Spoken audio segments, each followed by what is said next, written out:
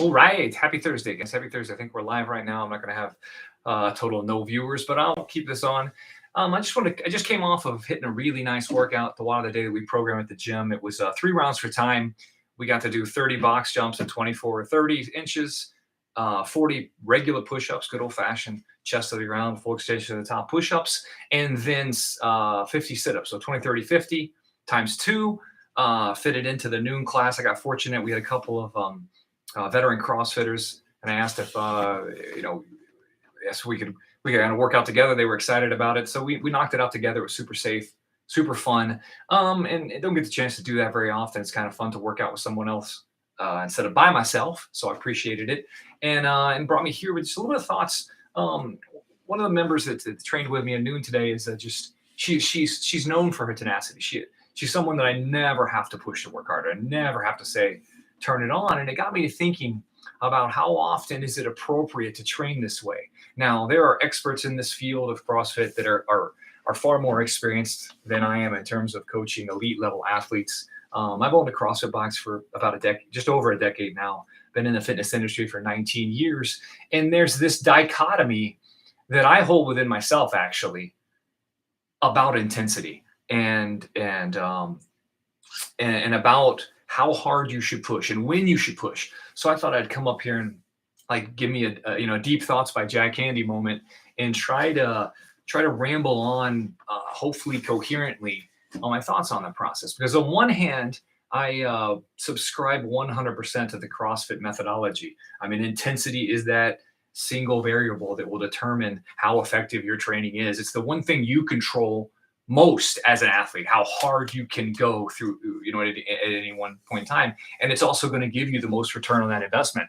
So I'm a fan of it. I'm a fan of intensity, but I think I'm also, as my CrossFit box has always gone towards more of an older clientele. I would say the average age, I guess I could look it up on Wodify, but we've got to be in the mid 40s, maybe high 40s, which is, I think the average age of my box push is just a little bit older than me. I'll be 45 in September.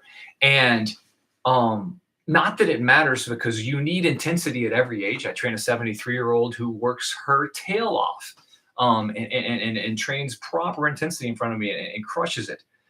But I'm also becoming more aware of this idea of there are some people that will come in here to a 9:30 class and have a full day of work left. The idea that they can start at 9:30, so have a full day of work after they've trained an hour, right? That's not my life. But some people have that schedule. And if I'm, I want the workout they do to not destroy them. I want them to leave here. They can feel at the moment that the training's over with that they're wrecked. But within 15, 20 minutes, they get some food in them, they get a protein shake, they clean up, they take a shower. They should feel revitalized or vitalized for the day to attack it. And conversely speaking, maybe this is important for coaches to think of that train different times of the day, right? I coach 5 a.m. classes, I coach 5:30 p.m. classes. You can't treat someone coming from a long stress day of work and hitting you up at 5:30 after they've just woken up early, drug out of bed, got to work, done a 10-hour day, stressed themselves out, and now I'm going to come in and throw a whole lot of stress into their system. It's gonna mess their CNS up a little bit. Well, and the idea behind that too is I've got to cater the warm-ups differently to them. I got to ease them into the stressful part of the workout and ease them out of it so they have time to calm down and go to sleep. And that's a fine line. I think I'm getting off on a tangent here, but if you are listening to this and you do yoga or CrossFit or you like going to the gym and doing bodybuilding style workouts, or you love an Orange Theory fitness, I think something you should take away, and this comes from experience of me, being a personal trainer at a gym for a solid 2 straight years, training people on the side.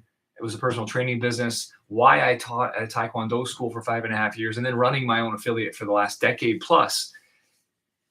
And being in regular gyms, right? Being in bigger global gyms that are machine based, a handful of times over the last decade. I would argue that what I've seen is the biggest failing in that general group is not training too hard. It's probably training not hard enough. Which means if I'm touching 5,000 people with this podcast, that's wishful thinking. That a huge majority of you or a huge majority of people you see at a gym simply aren't going hard enough.